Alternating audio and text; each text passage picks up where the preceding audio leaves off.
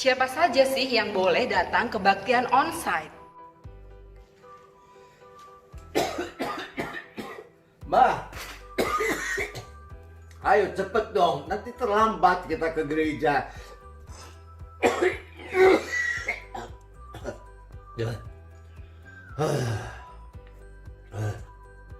Jadi kalau seperti ini, boleh nggak? Ya? Jangan dong.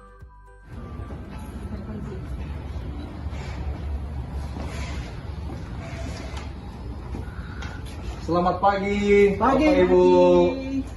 Ini mau kemana ini? Ke gereja? Loh, jangan dulu dong. Anda yang tinggal di zona merah, jangan dulu ya.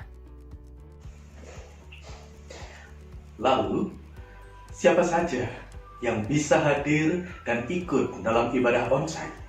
Mereka yang berusia antara 15 sampai dengan 60 tahun. Suhu badan maksimal 37,5 derajat Celcius dan sedang tidak sakit. Tidak tinggal di zona merah. Jangan lupa pakai masker.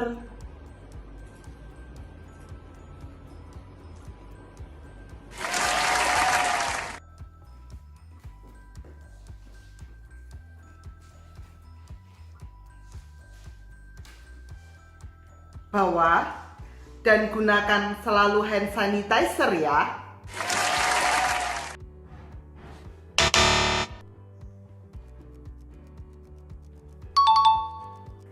Jika saudara harus menggunakan kendaraan umum, pilihlah kendaraan umum yang tidak berdesak-desakan dan patuhi protokol yang berlaku. Jadi tergantung pada diri kita masing-masing. Kalau kita tidak bisa, tidak apa-apa. Kita bisa tetap ibadah meskipun secara online. Kehadiran Tuhan selalu bisa kita rasakan. Sekalipun sebagian di antara kita belum bisa mengikuti kebaktian onsite ya. Kebaktian online, kebaktian onsite, sama aja kali.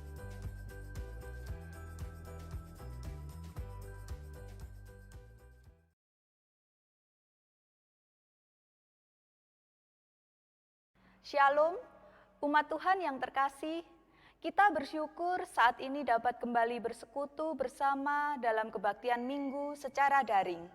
Dalam segala situasi dan kondisi saat ini, kita senantiasa beriman, kekuatan, dan kasih sayang Tuhan melingkupi kita. Dengan semangat dan penuh syukur, kita nyanyikan Hai Masyurkanlah.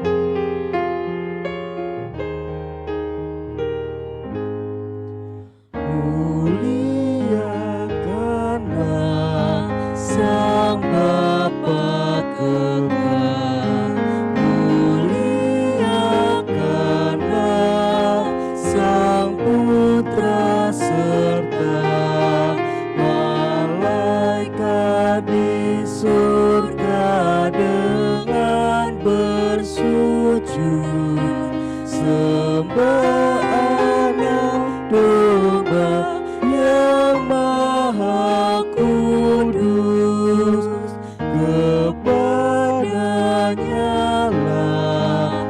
syukur abadi kepadanya lah sembah tak henti, kuasa dan hikmat pujian merdu, kemuliaan hormat dan kasih penuh.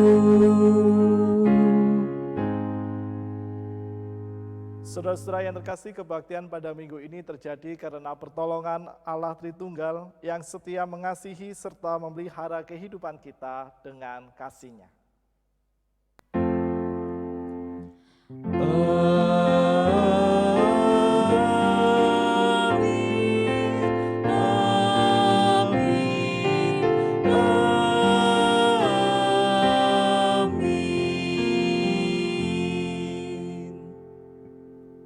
Damai sejahtera Allah Tritunggal beserta saudara sekalian.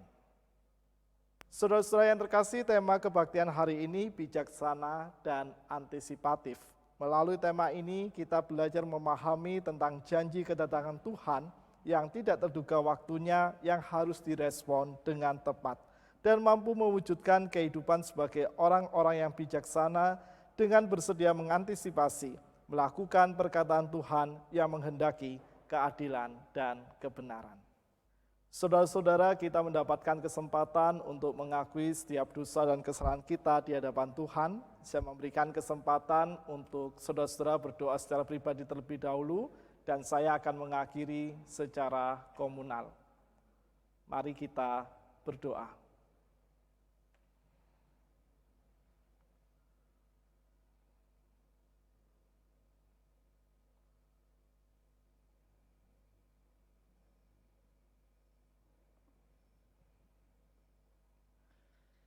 Bapa yang Maha Kasih, di dalam firman-Mu Engkau mengatakan bahwa Engkau pasti akan datang kembali bagi kami semua. Tetapi kami tidak akan pernah tahu kapan, waktu, dan saat yang tepat Engkau datang kembali untuk yang kedua kali. Namun satu hal yang Engkau minta dan Engkau kehendaki dalam kehidupan kami, bahwa kami harus mampu untuk memperjuangkan setiap kehidupan yang seturut dengan kehendak dan firman-Mu, serta memperjuangkan kebenaran di dalam kehidupan kami sehari-hari. Namun saat kami kembali menapaki setiap langkah kehidupan kami, saat kami mengevaluasi dan berintrospeksi tentang setiap proses kehidupan yang telah kami lakukan dan kami jalani, kami menyadari ya Tuhan, kerap kami meninggalkan kebenaran firman-Mu, dan kami lebih senang untuk hidup di dalam kehendak kami sendiri. Untuk itu ketika kesempatan pengakuan dosa ini kembali hadir dalam kehidupan peribadahan kami, dengan terbuka, dengan bersungguh-sungguh ya Tuhan, kami mengaku atas segala dosa dan kesalahan kami.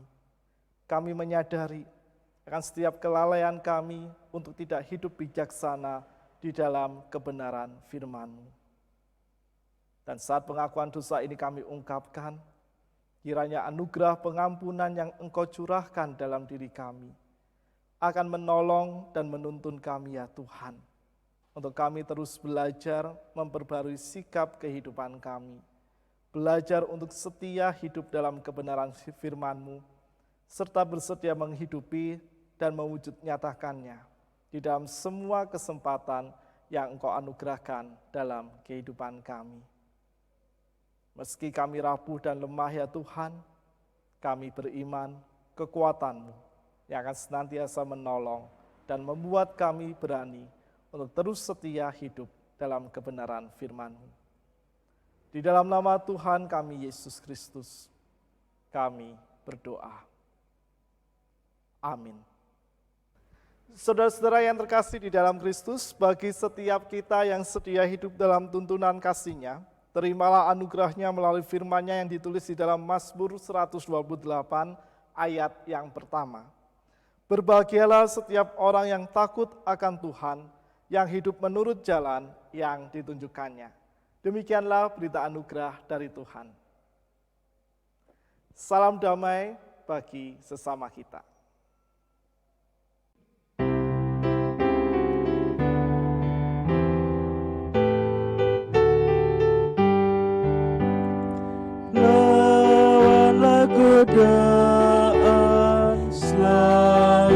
berteguh, tiap kemenangan kau tambah teguh.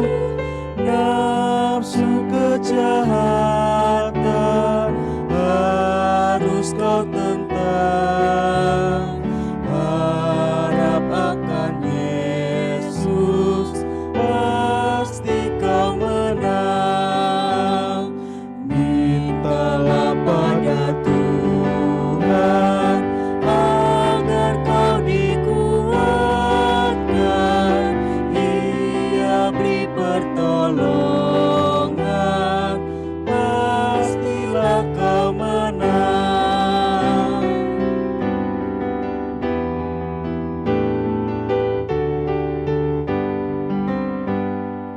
Tinggalkan yang jahat, dosa dicegah, tindakanmu tulus, tiada bercela. Junjung kebenaran, hidup dalam terang, harap akan Yesus pasti kau menang. Mintalah pada Tuhan agar kau dikuatkan, Ia beri pertolongan, pastilah kau menang.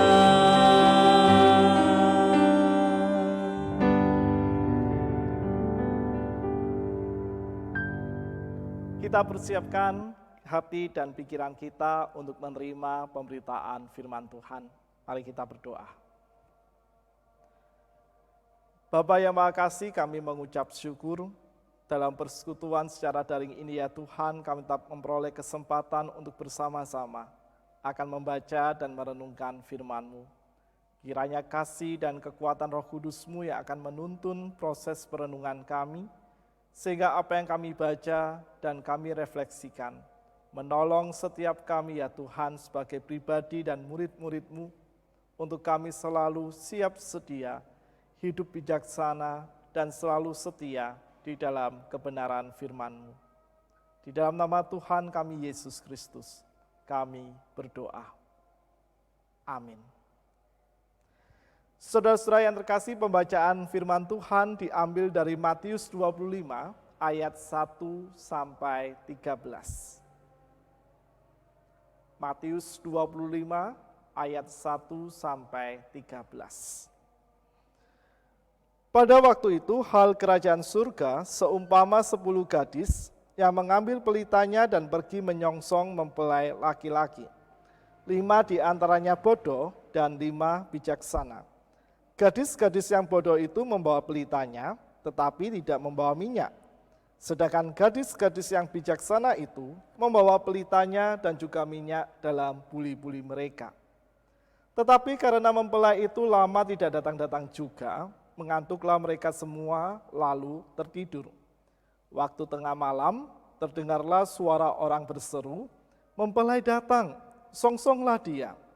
Gadis-gadis itu pun bangun semuanya lalu membereskan pelita mereka. Gadis-gadis yang bodoh berkata kepada gadis-gadis yang bijaksana, "Berikanlah kami sedikit dari minyakmu itu, sebab pelita kami hampir padam." Tetapi jawab gadis-gadis yang bijaksana itu, "Tidak, nanti tidak cukup untuk kami dan untuk kamu. Lebih baik kamu pergi kepada penjual minyak dan beli di situ." Akan tetapi, waktu mereka sedang pergi untuk membelinya, datanglah mempelai itu dan mereka yang telah siap sedia untuk bersama-sama dengan dia ke ruang perjamuan kawin, lalu pintu ditutup. Kemudian datang juga gadis-gadis yang lain itu dan berkata, "Tuan, Tuan, bukakanlah kami pintu."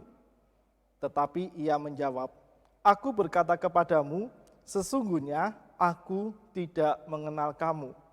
Karena itu berjaga-jagalah, sebab kamu tidak tahu akan hari maupun akan saatnya." Demikianlah pembacaan firman Tuhan. Berbahagialah setiap kita yang senantiasa memelihara, menghidupi, serta melakukan firman Tuhan ini dengan penuh sukacita dalam kehidupan kita sehari-hari. Haleluya.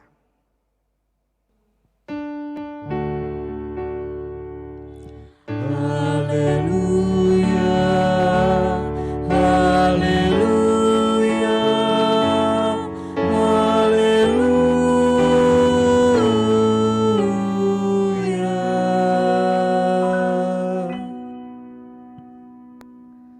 Saudara-saudara yang terkasih, apa pentingnya membuat rencana atau perencanaan dalam sebuah kegiatan, acara, pekerjaan, bahkan kehidupan sehari-hari? Kita tahu bersama bahwa rencana atau perencanaan akan senantiasa menolong kita untuk mengukur seberapa kuat dan seberapa lamakah kita mencapai tujuan dari sebuah kegiatan, pekerjaan, juga kehidupan kita sehari-hari. Selain itu, kita pun memiliki prediksi-prediksi akan setiap resiko maupun juga hal-hal yang akan kita antisipasi dari setiap rencana yang akan kita capai dalam tujuan maupun kegiatan yang kita rencanakan, meskipun tidak semua prediksi itu akan 100% bisa kita peroleh dan bisa kita lakukan. Seringkali juga ada begitu banyak hal-hal tak terduga yang terjadi di luar kendali, bahkan juga di luar prediksi kita. Dan di dalam banyak kasus maupun situasi dan kondisi, rencana atau perencanaan sebuah kegiatan, acara, juga kehidupan sehari-hari sampai dibuat beberapa skenario. Agar kita tahu kalau kita pakai plan A, prediksinya seperti ini, kalau plan A nggak jalan kita pakai plan B, kalau plan B nggak jalan pakai plan C. Bahkan sampai ada yang membuat hingga plan D dan plan E. Artinya adalah kita membuat begitu banyak rencana dan skenario supaya apa yang menjadi tujuan kita itu tercapai dalam semua kegiatan, rencana, dan kehidupan sehari-hari. Hal tersebut bertujuan untuk mengantisipasi hal-hal tak terduga yang keluar dari prediksi sehingga minimal 75% proses kegiatan tetap berjalan lancar. Dan di sana sesuai yang terkasih, juga diperlukan sebuah kebijaksanaan di dalam menentukan keputusan-keputusan dalam proses yang dijalani. Saudara-saudara, demikian juga ketika kita memperbincangkan akan kedatangan Kristus kedua kalinya di dalam keyakinan iman kita. Di dalam perjanjian baru, kedatangan Kristus kembali diibaratkan seperti mempelai laki-laki yang disambut oleh mempelai wanita. Dalam hal ini adalah umat. Dan hal itu muncul sebanyak 7 kali di seluruh bagian kitab di perjanjian baru. Kedatangan Kristus kedua kalinya tak akan pernah terduga kapan dan di mana dan bagaimana saatnya. Bahkan Kristus sendiri dalam Matius 24 ayat 36 tegas mengatakan, tetapi tentang hari dan saat itu tidak seorang pun yang tahu. Malaikat-malaikat di surga dan anak pun tidak, hanya Bapa sendiri. Maka dari ayat ini dengan jelas kita memahami bahwa sebagai umat sekaligus para murid yang tengah menantikan kehadirannya kembali, kita harus berjaga-jaga supaya kapanpun Kristus datang kembali, kita sudah siap. Dan pertanyaannya adalah, sikap berjaga-jaga seperti apakah yang kita butuhkan dalam mempersiapkan diri menyambut kedatangan Kristus kembali. Saudara-saudara yang terkasih, seperti Injil lainnya, Injil Matius dengan jelas memberi pesan tentang Yesus yang akan datang kembali, tetapi tidak diketahui dengan pasti waktu maupun saatnya.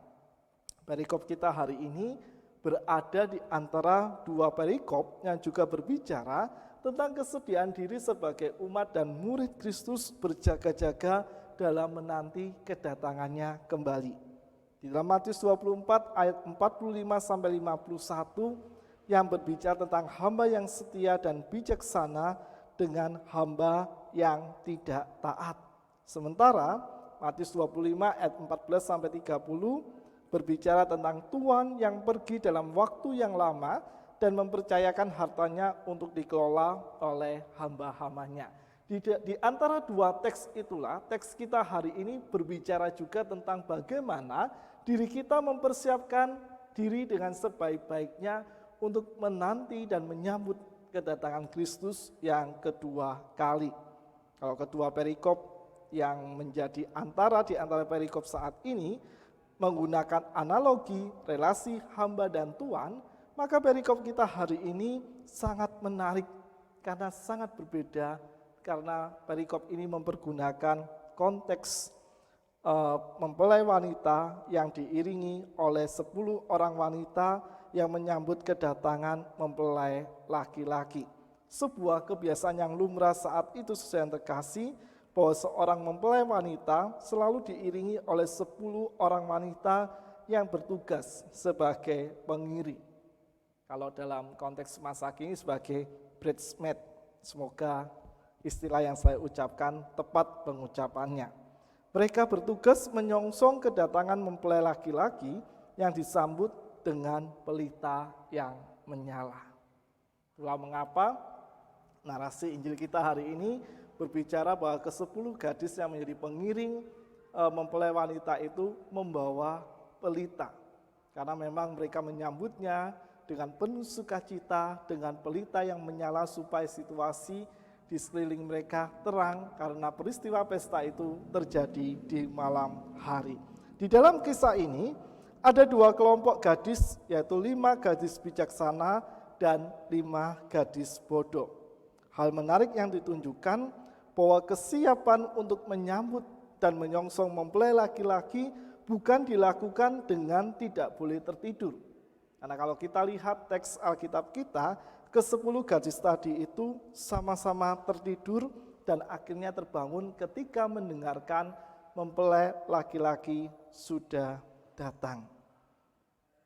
Dan tanda kesiapan yang ditunjukkan dalam teks kita hari ini adalah bagaimana kesediaan mengantisipasi berbagai kemungkinan dengan menyiapkan minyak cadangan dalam buli-buli, sebab kedatangan mempelai laki-laki bisa saja terlambat oleh berbagai faktor. Dan kenyataan yang ditunjukkan dalam teks ini adalah demikian. Ketika ke-10 wanita ini sudah siap sedia dan 5 yang bijaksana sudah mempersiapkan minyak cadangan dalam buli-buli, karena mereka tidak tahu kapan sang mempelai laki itu tiba, maka saat tertidur tentu pelita itu tetap menyala dan menghabiskan minyak. Tetapi ketika mempelai laki-laki datang, dan karena kelima gadis bijaksana sudah menyiapkan minyak cadangan, maka kelima gadis yang bijaksana tersebut mampu melaksanakan tugasnya sebagai pengiring yang menyongsong mempelai laki-laki dengan baik. Sedangkan 5 gadis yang lain tidak mampu melaksanakan tugasnya. 5 gadis yang tidak antisipatif tadi pada akhirnya juga tidak dapat melaksanakan setiap tugasnya dengan baik. Saat mereka minta kepada 5 gadis yang mempersiapkan minyak cadangan, mereka tidak mendapatkannya. Tentu kita bertanya-tanya, apa alasannya? Apakah 5 gadis yang bijaksana tadi pelit dan tidak peduli? Bukan itu sesuai yang terkasih. Penolakan gadis-gadis bijaksana untuk berbagi minyak tidak dapat diartikan sebagai wujud ketidakpedulian, tetapi lebih kepada tanggung jawab mereka untuk menjalankan tugas yang dipercayakan di dalam diri mereka. Dan sejak awal kelima gadis yang bijaksana ini menyadari pasti kita harus berjaga-jaga. Kita tidak boleh pres menyediakan minyak untuk nyala pelita itu. Setidaknya kita punya cadangan, kalau ada apa-apa kita bisa tetap melaksanakan tugas kita dan pelita yang dibawanya tetap menyala. Dan andai kata mereka berbagi, maka tugas mereka tidak terlaksana dengan baik.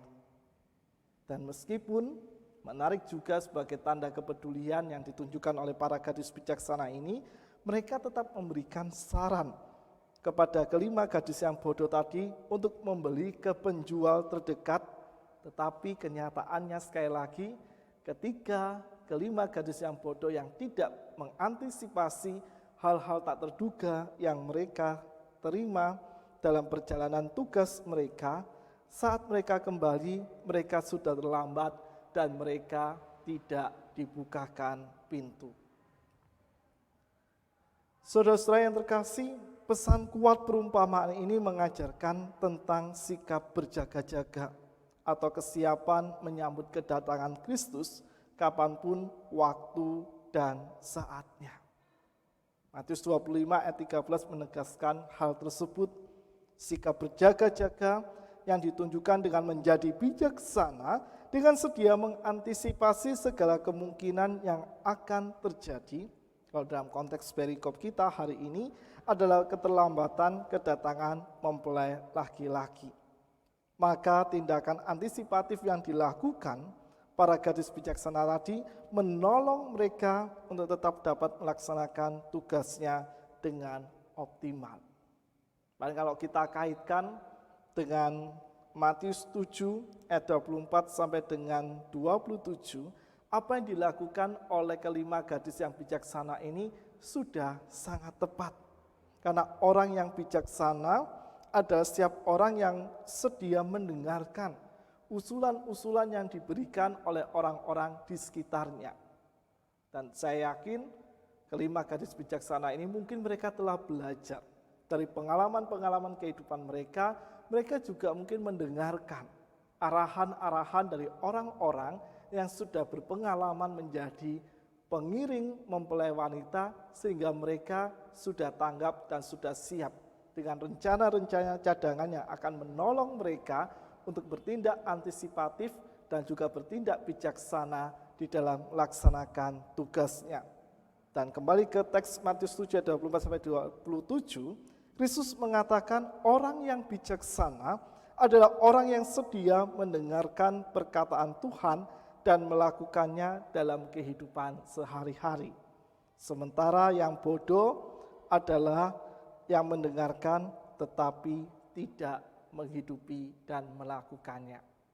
Jadi sesuai yang terkasih, hidup bijaksana itu berarti selalu siap sedia kapanpun Kristus datang kembali dengan hidup mendengar dan melakukan perkataan atau firman Tuhan di dalam setiap kehidupan kita. Itulah yang kita peroleh dari teks kita hari ini. Dan kalau kita juga kembali ke dalam ilustrasi di awal yang coba saya sampaikan, maka di sana kita pun bisa melihat bahwa ketika kita mampu menetapkan rencana-rencana sampai detail di dalam kehidupan kita, ketika kita mampu memprediksi dengan menetapkan tindakan-tindakan antisipatif yang bisa kita ambil saat rencana kita mengalami gangguan atau saat plan kita tidak berjalan dengan semestinya, maka hal yang sama pun juga ditekankan oleh Kristus di dalam kehidupan kita.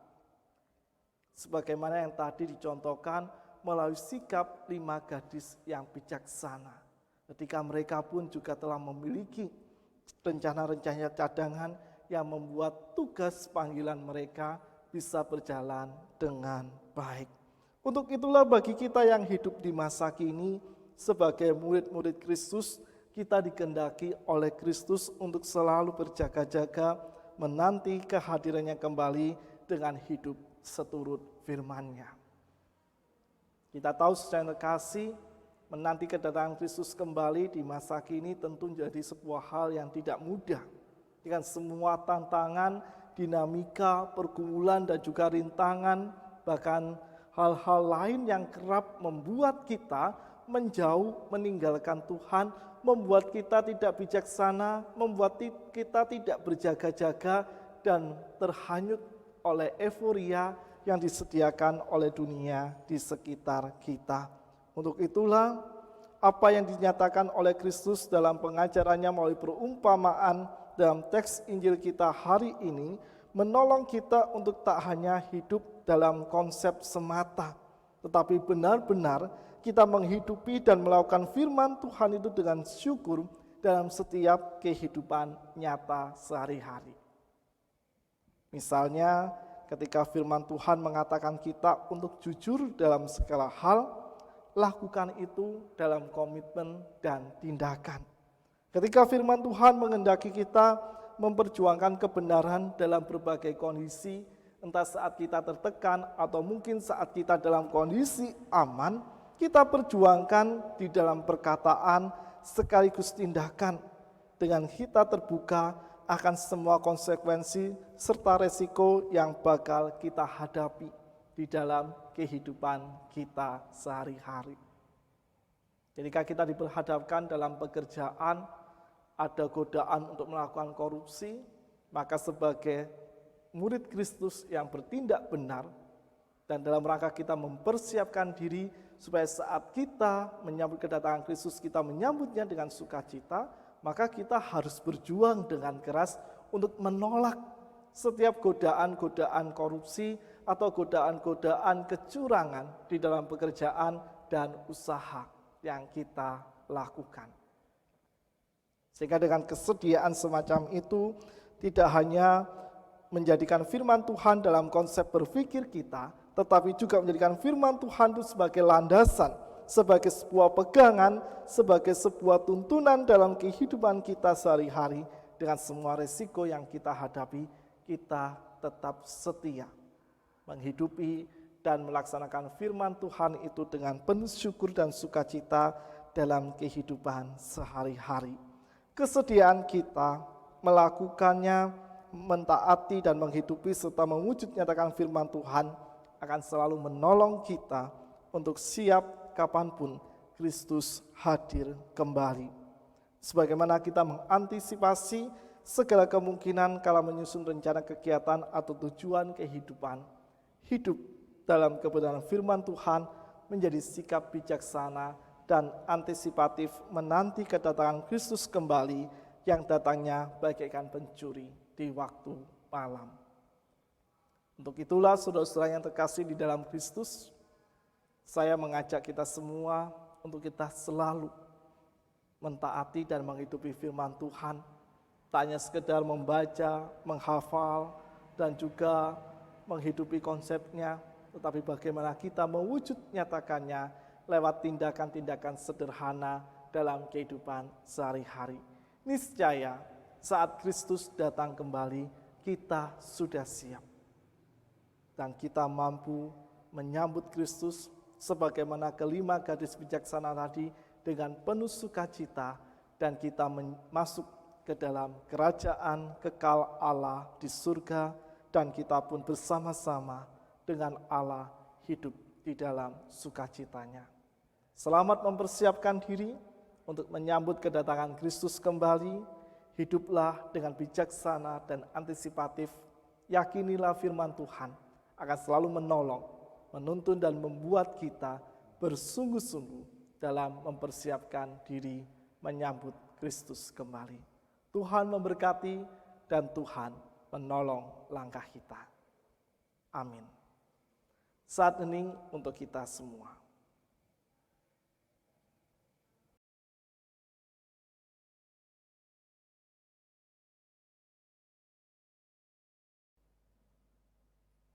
Marilah bersama dengan umat Allah di sepanjang masa dan di segala tempat kita ikrarkan pengakuan iman kita dengan mengucapkan pengakuan iman rasuli demikian. Aku percaya kepada Allah, Bapa yang Maha Kuasa, Kali langit dan bumi, dan kepada Yesus Kristus, anaknya yang tunggal Tuhan kita, yang dikandung dari Roh Kudus, lahir dari anak darah Maria, yang menderita sengsara di bawah pemerintahan Pontius Pilatus, disalibkan, mati dan dikuburkan, turun ke dalam kerajaan maut. Pada hari yang ketiga bangkit pula dari antara orang mati, naik ke surga, duduk di sebelah kanan Allah Bapa yang Maha Kuasa. Dan dari sana dia akan datang untuk menghakimi orang yang hidup dan yang mati. Aku percaya kepada Roh Kudus, gereja yang kudus dan am, persekutuan orang kudus, pengampunan dosa, kebangkitan orang mati, dan hidup yang kekal. Amin. Kita naikkan syafaat kita di dalam doa, dan doa syafaat ini kita akhiri dengan menyanyikan doa Bapa kami. Mari kita berdoa.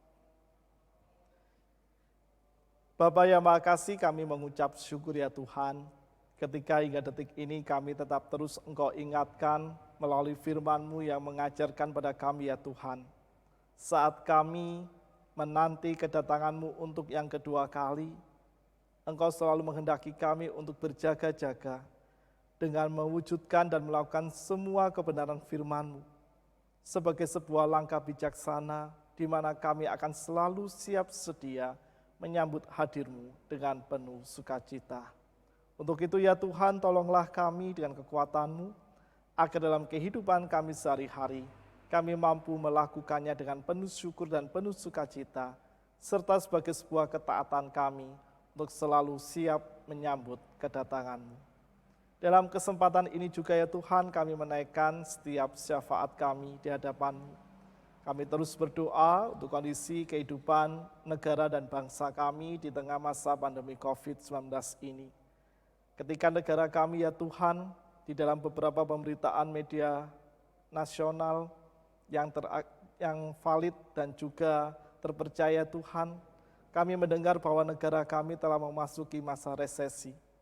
Tentu hal itu membuat kami yang bergerak di bidang ekonomi, kami yang bekerja maupun kami yang berusaha menjadi khawatir. Tetapi kami beriman ya Tuhan bahwa kekuatan-Mu selalu ada. Kekuatan-Mu senantiasa menopang kehidupan bangsa dan negara kami. Sehingga kiranya ya Tuhan, dengan karunia hikmat-Mu juga, kehidupan berbangsa dan bernegara kami akan tetap stabil meski kami memasuki masa resesi. Kami percaya juga bahwa berkat-Mu selalu hadir di tengah-tengah bangsa dan negara kami, dan damai sejahtera-Mu akan menolong kami semua, agar kami tetap terus percaya dan berserah di hadapan-Mu. Demikian juga untuk penanganan wabah COVID-19 ini ya Tuhan yang terus berlangsung. Kiranya Engkau akan senantiasa menolong dan memimpin setiap orang yang ambil bagian secara aktif maupun juga secara tidak langsung dalam percepatan penanganan wabah ini. Agar kiranya angka positif akan terus menurun dan bangsa ini pun akan terbebas dari pandemi COVID-19. Dan kami pun berdoa ya Tuhan, kiranya hikmat-Mu juga akan turun atas kami sebagai masyarakat Indonesia, agar kami pun tetap terus setia melaksanakan protokol kesehatan dalam menjaga, melindungi, dan juga menolong setiap sesama kami, agar kami semua pun tetap terjaga dengan baik dari wabah COVID-19 ini. Kami berserah untuk saudara-saudara kami yang saat ini masih dirawat di rumah sakit karena COVID-19 ini ya Tuhan. Kiranya Engkau juga akan selalu melindungi mereka, Engkau juga yang akan selalu menghadirkan kesembuhan-Mu dalam diri mereka ya Tuhan. Sehingga melalui semua perawatan dan pendampingan medis yang diberikan, kiranya akan menolong saudara-saudara kami untuk dapat sembuh dari COVID-19. Kami juga berserah untuk kehidupan bergereja kami ya Tuhan. Kami tahu bahwa 8 bulan kami sudah tidak beribadah lagi secara tatap muka di gedung gereja ini. Tetapi Engkau terus memberikan kesempatan kehidupan persekutuan kami untuk tetap memeliharanya oleh setiap kegiatan peribadahan secara daring. Dan ketika tanggal 29 November nanti ya Tuhan, di tengah-tengah jemaat kami akan melaksanakan kebaktian secara tatap muka, kiranya anugerah kasih-Mu yang akan senantiasa menolong dan memimpinnya. Akan di dalam segala persiapan yang ada, kami benar-benar melakukannya dengan penuh persiapan yang baik. Kami melakukannya dengan penuh kebijaksanaan-Mu ya Tuhan, sehingga apapun yang kami persiapkan, kiranya dapat berjalan dengan baik dan lancar.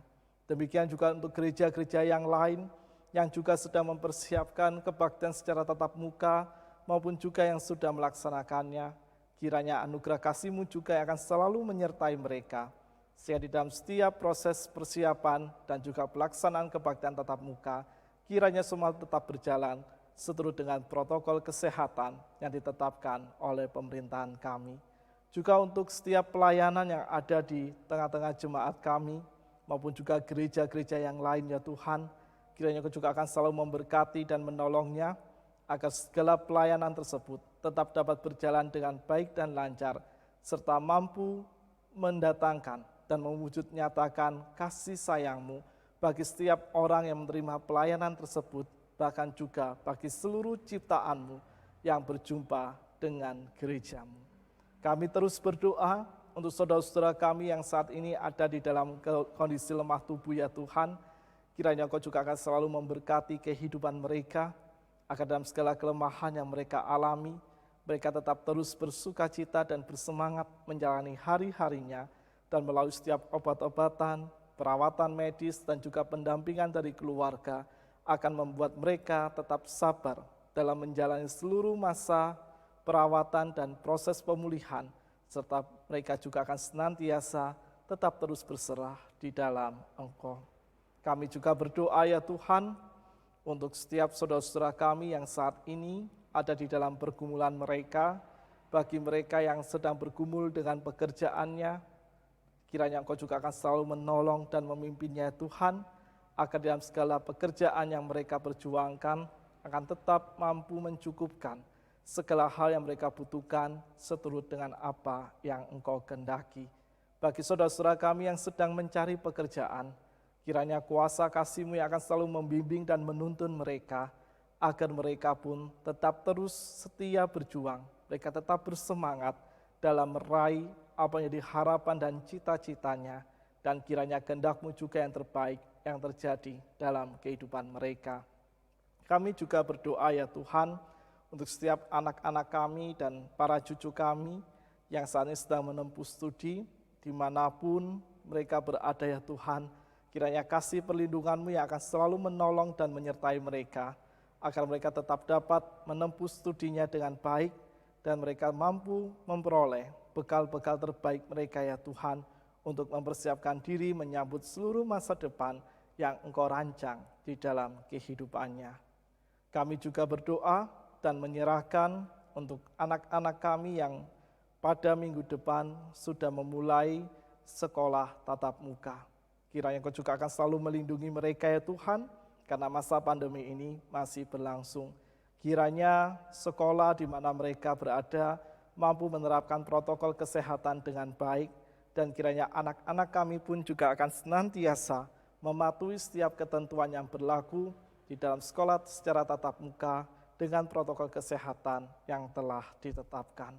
Kami menyerahkan juga untuk setiap pergumulan kami pribadi lepas pribadi, di dalam segala pergumulan dan juga setiap permasalahan yang saat ini tengah melanda kehidupan kami, kiranya anugerah-Mu, kekuatan dan damai sejahtera-Mu ya Tuhan, yang akan senantiasa menolong dan menopang kami, agar kami mampu untuk dapat tetap berjuang dan terus berproses dengan setia bersama dengan Engkau, mengandalkan kekuatan-Mu dalam seluruh pergumulan yang kami jalani.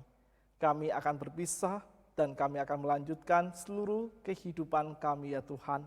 Kiranya kekuatan-Mu yang akan senantiasa menopang dan memimpinnya. Di dalam nama Tuhan kami Yesus Kristus, kami serahkan doa ini dan kami mengakhirinya dengan berdoa sesuai dengan apa yang Engkau ajarkan di dalam kehidupan kami. Bapa kami yang ada di surga, dikuduskanlah nama-Mu, datanglah kerajaan-Mu, jadilah kehendak-Mu di bumi seperti di surga. Berilah kami pada hari ini makanan kami yang secukupnya, dan ampuni kesalahan kami seperti kami ampuni yang lain, dan jauhkan kami dari pencobaan, lepaskanlah kami dari yang jahat, sebab sebab Engkau yang punya kerajaan serta kuasa dan kemuliaan sampai selama-lamanya. Amin. Amin.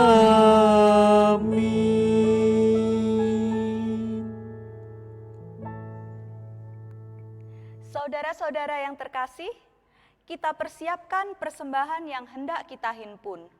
Firman Tuhan yang akan mendasari persembahan kita diambil dari Mazmur pasal 100 ayat 4-5.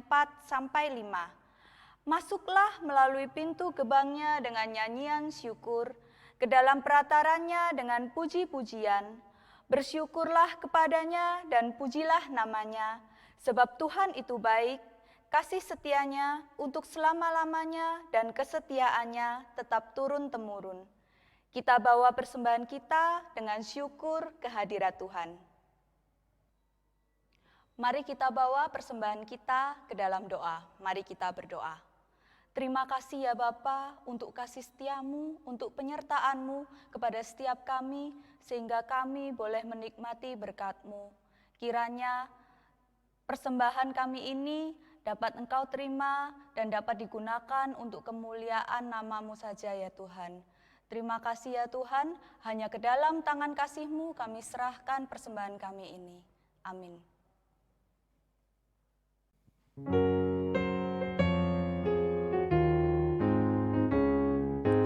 Pakailah waktu anugerah Tuhan-Mu, hidupmu singkat bagaikan kembang.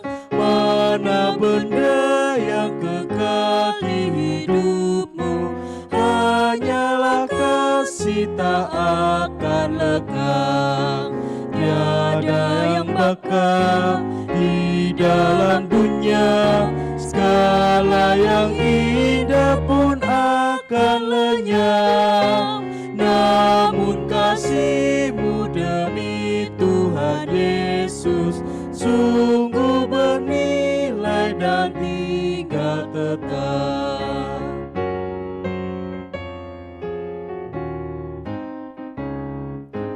Karya jeri-Mu demi Tuhan Yesus kan dihargai benar oleh-Nya. Kasih yang sudah Kau tabur di dunia, nanti Kau tuai di surga mulia. Tiada yang bakal di dalam dunia, segala yang indah pun akan lenyap.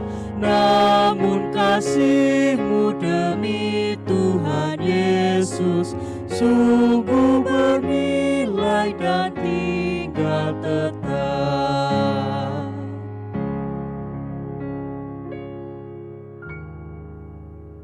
Arahkanlah hatimu kepada Tuhan. Jadilah saksi Kristus. Terpujilah Tuhan. Kini lanjutkan langkah kehidupanmu dalam damai sejahtera dan terimalah berkat-Nya.